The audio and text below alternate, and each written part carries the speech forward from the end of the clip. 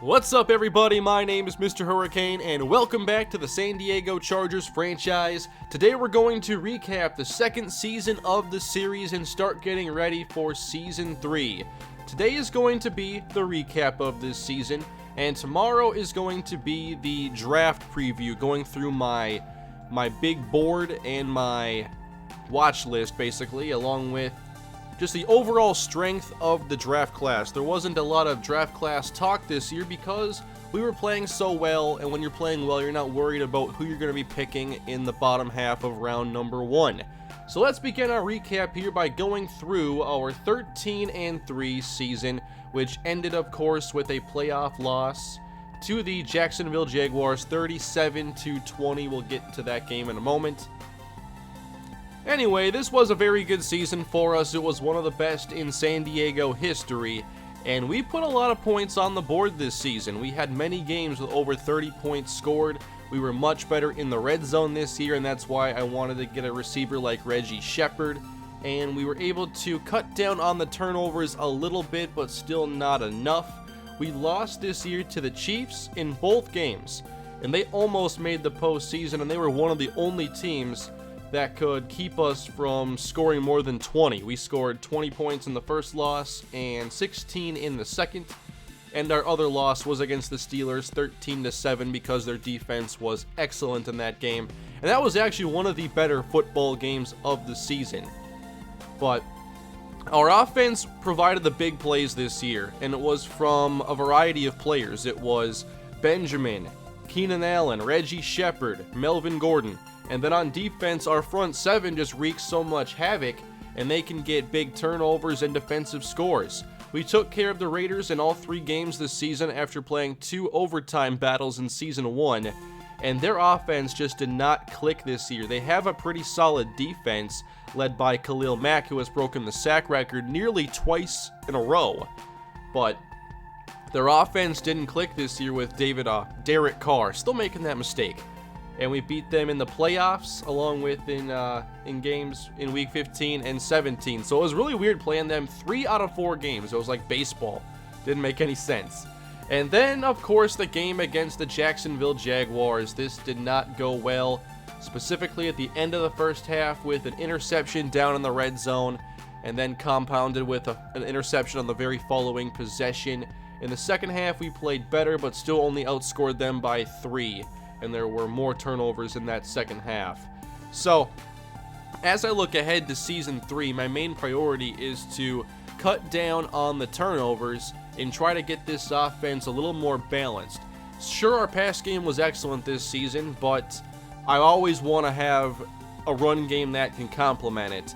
And this year that happened on occasion. Oddly enough, though, our best stretch of play toward the end of the year was when our running game was barely contributing. I think Melvin Gordon had a high of 67 rushing yards in those last 4 games. Maybe that was the playoff game included, the first one. Anyway, let's check on the numbers here. As Phillip Rivers passed 481 times, he had 32 touchdowns and 15 picks. There were a lot of picks early in the season, and then we were able to cut down on them with 4 straight games without an interception. Let's go by game here. It kind of sorts it by your best game. I wish it was in order and not just your best game compared to your worst games. But the turnovers were still an issue, as Rivers only had 5 games without an interception. And one of my plans in Season 3 is to improve the offensive line so that, 1, there aren't as many sacks and hits on our quarterback, but 2, also to give us more balance, so we're not throwing it almost 500, or actually we did throw it over 500 times this season, compared to running it 250 and then a little bit less for everybody else. So let me do a little bit of math and get the actual split. Okay, so the split isn't quite as drastic as I thought, but it's still 55% pass and 44% run. I'm guessing it's that close because of just game flow, and with us winning 13 games, that means you're winning games in the fourth quarter, and then you turn things over to your ground game. I like to look at like the first 3 quarter splits, and maybe then it would be more of like a 60-40 or more than that. I'm not exactly sure. But regardless, we have to be a more efficient running team. You see a 4.2 yard a carry 1,000 yards. That's still not a great season for a guy like Melvin Gordon who gets so much workload. I don't like the 1,000-yard milestone being praised as it is because that's an average of 62.5 yards a game, which that as an individual game is not impressive whatsoever. So I look for 1,200 yards, especially when you receive like 70% or like a majority of the workload. The averages look good here, it's just that I know how many big plays skew these results, especially Barry Inseki. He was so good early on, of course he's going to have 5.1 yards a carry when he had like all these 30 and 40 yard runs. Let's go to the season stats and look at the long. 41, 41, 47, 39. He had a lot of games where he had one big run to help skew results, and then you have games like this. 6 for 19, 8 for 17, 7 for 16, so this is what happens in an 16 game season. You can have skewed results and then the season is over and you just have to accept it. And sometimes these are anomalies you just can't trust. And I certainly don't trust our ground game enough heading into the future. I trust the backs, but the offensive line just isn't cutting it right now, and I think everybody knows that. At receiver, it was a really fun year for our passing game, especially adding Reggie Shepard into the mix. The rookie had 68 catches, 857 yards, and 7 touchdowns. I think he developed really nicely throughout the year, turning into a possession receiver who can make catches at the sideline and make the tough plays in the red zone. And I think that he will continue to grow into a very complete receiver. And the only thing holding him back, basically, is the fact that there's another very good receiver on this team who is going to demand a lot of throws in his direction as well. One interesting thing here, however, I did not even realize was that Shepard did not have a 100-yard receiving game, which isn't really a negative, but it's still just a surprise. He didn't give us necessarily the big play element, but we weren't looking for that. We have the players in place, like Keenan Allen and Hunter Henry, to work our way down the field and not rely on the big plays, although those were quite plentiful this year with Keenan Allen and Travis Benjamin primarily. Here are the numbers from Season 1 to Season 2 as Allen went down in catches by 1, but up in yards, up in touchdowns. We were so much better in the red zone, and that was a big strength of our team. I want to check those red zone stats because in year 1 we were second worst in red zone touchdown percentage. Hunter Henry took over for Antonio Gates, and he has proved to be the player that the Chargers hoped he was when they selected him in the second round. He has 68 catches, 767 yards, and 7 touchdowns, and that is going to put you basically in average to above average territory as far as tight ends in the NFL goes. Travis Benjamin spent some of the season on the bench this year as he was injured, and we saw his role kind of go down a bit. He's still a really good player, like his abilities are still the same, if not better, but his role is no longer that important as he's primarily a slot guy, did not play much on the outside at all, and that's going to cause me to think about what I want to do with his contract moving forward because it does spike. Let's check out year 3 of his 4-year deal here in San Diego, and yeah, it does go up a bit. So if we were to get into any cap troubles, it would be a situation I would have to consider either trading or cutting. But we also have another receiver who had some standout, well actually, Inman only had 31 catches, 336 yards, no scores, but when Benjamin was out, Inman was excellent. Let's take a look at some of his better games here. 8 for 94, 6 for 93. It was a small sample size, of course. And there were plenty of games where he didn't even really see the field, but when he did, I thought he was reliable, and it made me really think about the fact that he's a pretty solid number 3 receiver, even if he has to play out of a number 4 spot. And then you also have to consider Harmon Whitaker, who was our preseason standout. He had a little bit of playing time this year and had 1 touchdown on 11 catches, 126 yards. His best game here was 564 and a score. I believe that was week 17 when he started along with Gordon Urban and various other backups. Now, I don't think the sack numbers here are complete, but King Dunlap did not have a good season. He's been playing now for 10 years. He's 32 years old, and his abilities are starting to decline. And there were just too many games this year where he allowed multiple hits, multiple sacks, and you can see the sack total here. Whether these stats are complete or not, at least they're like the same, like, you know what I mean? They're at least consistent compared to each other.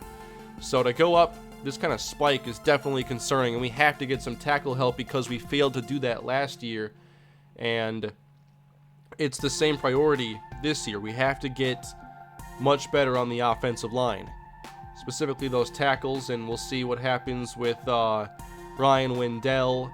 How old is he at the moment? He is in his 11th year, and he's 33, so he's a candidate to potentially retire after this season. And let's go to defense now, as our front seven might be one of the best in the NFL. We are led, of course, by Melvin Ingram, who had 20.5 sacks. Gave him a big contract extension last season, so we don't have to worry about keeping him around San Diego. There are his sack totals as he continues to become one of the elite rushers in the NFL. He's definitely become that. 20.5 this year. But alongside him, there is... Let's go back to the sack totals. Joey Bosa and Jeremiah Attachu. And now Attachu is our big free agent heading into this offseason. And it begs the question, can you pay two high-level pass rushers? There's still Joey Bosa, who will then enter his third season next year. I think Attachu is most likely going to receive the franchise tag this year just because... Just think about some of the big contracts we have on this team with the brand new one from Jason Verrett. Then you have Keenan Allen and other players. Not sure how long Rivers is going to play. And then you have various other high-level players who are going to be free agents every year. So can you pay two high-level pass rushers? It's hard, but not impossible. Take a look at our sack total here. Basically, three players leading the way as we get a little bit more from our rotation this year. Still want to do a better job of getting these players extra snaps because I want to keep our starters fresh. And I think that we have some really good backups. Carl Klug played well when Corey Liuget was injured, and he's also a player who has a fairly big contract on this team. Let's take a look at what he's going to be paid next year, or the cap number. 7.8, and it jumps to 12.3 in 2020, so that's another high-paid player we have on this team. So let's take a look at interceptions here. We had only 6 in year one, and we had 6 between our starting outside corners this year. So 6, 7, 8, 9, 10, 11, 12. We doubled our total in 1 year, playing a very similar style of defense. We play zone coverage most of the time, although now we have more flexibility to play man. And we have a very good front seven. They get pressure, cause havoc, and we are able to turn errant passes into big plays. So Jason Verrett this year, 3 interceptions. Look at his ratings. It's hard to do better than that. He is an extremely good player. And along with Caesar Butler, it's going to provide us the flexibility to play more man coverage in the future, but still play zone as well. It'll just be more balanced, I think. But Caesar Butler, the rookie, broke out this season. He had a chance to start after Craig Mager wasn't getting the job done, and it did not take long for Butler to leave his mark, basically. Game 1 was against the Steelers, and he picked off a pass in that game. He was covering Martavis Bryant. He deflected a pass in the end zone. He was extremely good this year.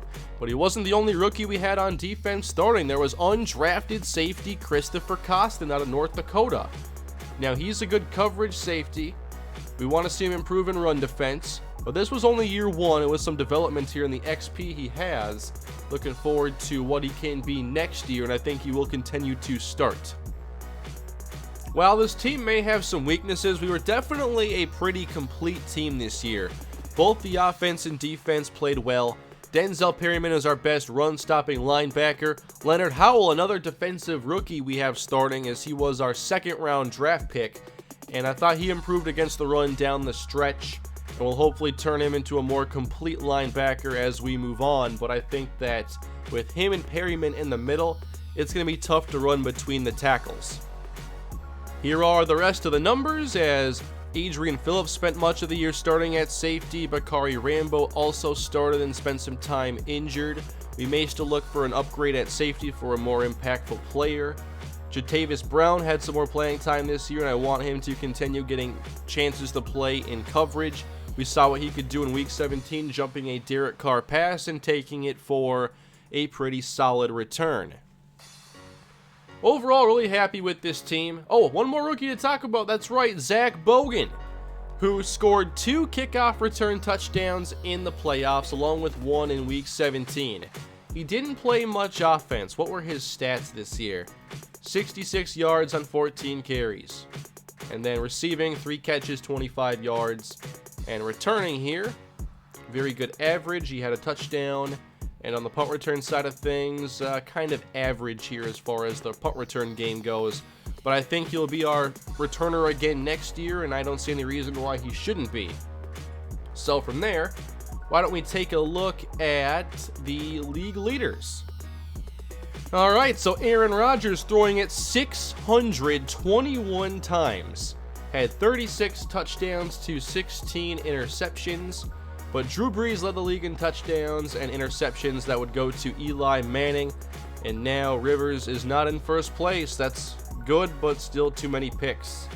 How about rushing? Number 1, Ezekiel Elliott with nearly 1,300 rushing yards. For touchdowns, Dion Lewis at 15, Devontae Freeman 12, TJ Yeldon 11. Receiving, nobody had 100 catches. Antonio Brown leads the league in 2 categories. Touchdowns go to Devontae Adams, along with Keenan Allen, who tied for first. So a very good year. And we see other players here who are breaking out, like Marquise Wilson. There's Tajay Sharp once again. Mohamed Sanu had an excellent season. Remember, he and Julio Jones had like the most dominant week 1 they could have had as a tandem. Let's go to defense. Are the sack totals here going to be complete? I don't think they have all of them on here, but Khalil Mack led the league, Von Miller in second. We play against both of them. How lucky are we? 8 interceptions here for Luke Kuechly as a linebacker. That's quite good. That led the league. How about forced fumbles? Where's he at here? Danny Trevathan. There's Denzel Perryman, tied for first. If you look at kick return average, Zach Bogan was actually number 1, because this is a small sample size for Lamar Miller and Avery Haskins. So Bogan is the best kick returner this year by average, and he had the most touchdowns, tied for first with like 1 million people. And punt return average, all right, Lamar Haggerty in first.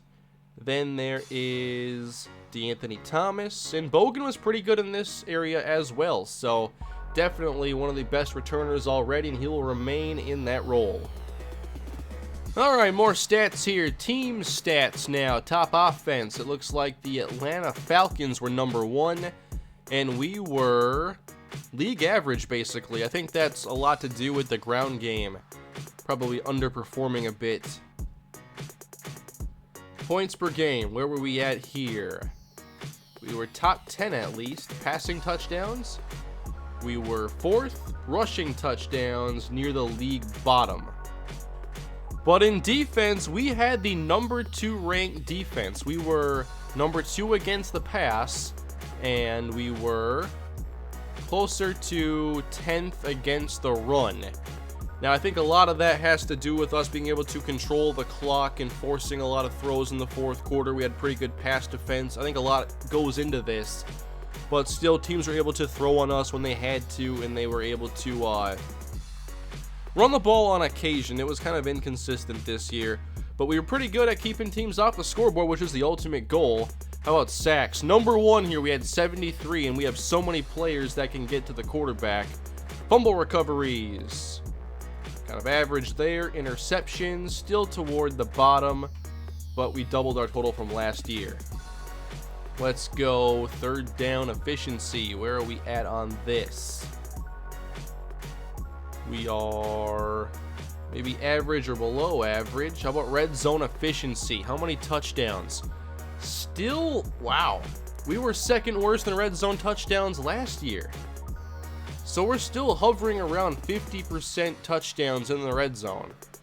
So I guess we had more trips this year, perhaps. But I guess we still have work to do down there. but we still scored points on 80% of the time. That's lower than I want it to be. But how about defensively? How were we down there? We were the best. Only 20 touchdowns allowed in the red zone. So that is one way to go 13-3. How about turnover differential? One of my favorite stats that I think is one of the more useful ones. We were -1. Most teams were positive, surprisingly. But we still have a lot of work to do here. We should be turning the football over a lot less than we do. We had 27 giveaways and 26 takeaways. Alright, who won the awards? Well, your NFL MVP is Aaron Rodgers. Coach of the Year, we already know. Wait, it went... What happened here? Remember, we saw that Mike McCoy won it. Did they just give it to Mike Mularkey instead? Where? They took Mike McCoy off this list. What's going on? Did Mike McCoy retire or something? What is... He was Coach of the Year. I know he was. Hire staff. What happened? Wait a minute. Do we not have a head coach? Well, I guess Mike McCoy was available here, and I'll make this offer. Give me some time to think about it. So, that really caught me off guard there. We might have a new coach next year, but I don't think we will. Let's go back to the awards anyway. That was kind of strange. Maybe he will be the winner of that award, but because he's not a head coach right now, officially, maybe that takes him off the list, like how when players retire, they are no longer on the stat sheets for like the Super Bowl. So let's go NFC awards here. Offensive player is Aaron Rodgers. Defensive player is Danny Trevathan. Rookie of the Year, Josh Rasmussen for the Chicago Bears. And defensively, Vincent Orchard, linebacker. And we will go through some of these rookies that I had my eyes on, like Charlie McCardell. Best quarterback is Breeze. Running back is Zeke Elliott. This is all NFC, by the way. Receiver is Devontae Adams. Offensive lineman, 3 for the Cowboys. That's not fair. D lineman, Aaron Donald. Linebacker is Trevathan. Defensive back is Josh Norman. Kicker, Graham Gano. And now AFC. Blake Bortles, Offensive Player of the Year. We knew that already. Von Miller on the defensive side of things, and Melvin Ingram was 5th. Offensive Rookie is Reed Berry from the Jets. Reggie Shepard came in 3rd place. Defensively, Andrew Schroeder of the Browns. Leonard Howell was in 7th, and I don't see Caesar Butler, sadly. Best quarterback was Phillip Rivers. Running back, Dion Lewis. Receiver, Antonio Brown, as Allen was in 2nd. Offensive lineman, Andrew Whitworth. Defensive lineman, Khalil Mack. Linebacker, Von Miller. Defensive back, Aqib Talib. Kicker, Josh Lambo. Remember when I was deciding between Gant Suggs and Reggie Shepard and took Shepard? Well, Suggs has great ratings, and his season was not as productive, but still 50 catches, 621 yards, and 5 scores. We'll have to keep track of what he does in the next few years. Oh wow, Julio Jones was 3rd in receiving for the Falcons. He must have been hurt or something to sink so far down. How many games did he play in this year? Have to take a look at this. Only 60 catches. And yes, he did only play in 11 games this year, but look how many games where he didn't really have big numbers like you expect from Julio. Maybe that was because they have so many targets to throw the ball around to. You have Sanu with almost 1,300, Terrell Pryor over 1,000, and they have a good running game as well. Devontae Freeman, 991 yards, 12 touchdowns, and Tevin Coleman also contributing with only 2.8 yards a carry. I remember Charlie McCardell being one of my favorite linebackers in this draft, and of course we didn't have the chance to take one of the top linebackers that I liked. And McCardell has 93 tackling already, 84 block shedding. He led the Falcons in tackles, 105 with a sack, and 1 forced fumble. Despite us missing out, however, I do feel pretty good about our linebacker spot with Leonard Howell. He's a good run stopper, even if he's not ideal in coverage. Vincent Orchard was Rookie of the Year in the NFC, and he had a 135 tackle season with 1.5 sacks and 2 forced fumbles. Hey, what about Manti Te'o? He was our middle linebacker in Season 1, and he had his first season here with Washington go this way. 131 tackles, 1 sack, 1 interception. I think he's like an average starting inside linebacker, and I just wanted to move in a different direction and not hand him a second contract. By the way, I wanted to take a look here at Melvin Gordon's numbers because they did go down this year in yardage and average and carries and fumbles too, for that matter. But I wanted to look at it from a game-by-game standpoint and just see how drastic the differences really were. He had like the 165-yard game. But look at the longs here: a 61-yarder, a 91, an 80, 69. But then so many games where he just didn't get much going at all. 10 for 8, 12 for 25. There are a number of games here where the running game wasn't good enough, and that's not all on Gordon's shoulders. A lot of that's with the offensive line. So as a whole, the run game has to get better next year, and I think that having a tandem like Gordon and Nsekhe is a good start there, but we have to get some better run blockers on the line, and Nsekhe should hopefully be a little bit more consistent next year. Of course, we no longer have to play in the same stadium next year. It all gets better when we unleash the new San Diego Chargers home. We were level 1 in everything. We had one of the worst stadiums in the league by far. And to make this team more profitable, a new stadium was necessary. And what's really helped, though, is that we got pretty good this year. And we were able to sell out, sell a lot of tickets, make a ton of money. Look at the funds up there. $153 million gives us the flexibility to hand out big contracts with signing bonuses or go after free agents if we have to. And we're in a pretty good situation right now thanks to a successful season. And we're going to have a brand new stadium to play in next year.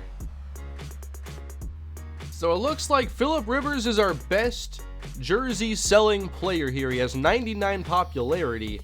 How don't these players have high popularity? Butler has 81 personality. That is why his jersey sales were already so high after he had barely started playing. These are our top 5 players, it looks like. NFL top 10, you have Russell Wilson, Cam Newton, Aaron Rodgers, and familiar faces along the list. And thankfully, we now have very high local and regional popularity, and national popularity is also rising, but fan happiness apparently still needs work. A great season like this is of course going to bring results like you see here, but what's going to happen in year 3, especially with some unknowns? The biggest being, is Phillip Rivers going to stay in the NFL and stay as a San Diego Charger? He is still under contract for next season. He still does not have a Super Bowl title under his belt. But he is, like 36 years old? What is he on here? Let me find it. 36 years old. How much longer does he want to play? And if he does leave this offseason, it is going to cause us to really scramble to try and replace him, because it's not going to be an easy fix. And I'll talk about this more in tomorrow's video, breaking down the recruiting, or not recruiting, that's for Kalispell. Watch that too, though. The draft board, because there was only one quarterback I saw worth drafting, and our only other quarterback that could step in to start is Gordon Urban, who we saw doesn't have the most accurate arm, and he's not a great downfield passer. He's very limited, despite being mobile and accurate at short passes with good throw power.